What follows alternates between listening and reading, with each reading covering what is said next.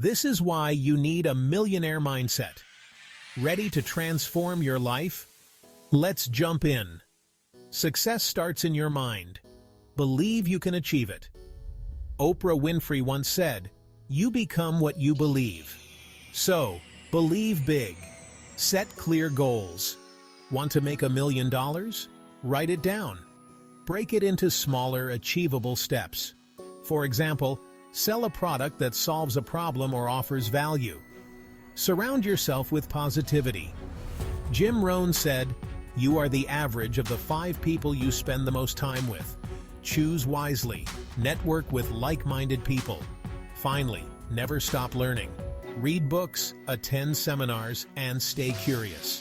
A growth mindset opens doors to new opportunities. Remember, a positive mindset is your most valuable asset. Dream big, stay positive, and take action. Your millionaire journey starts now.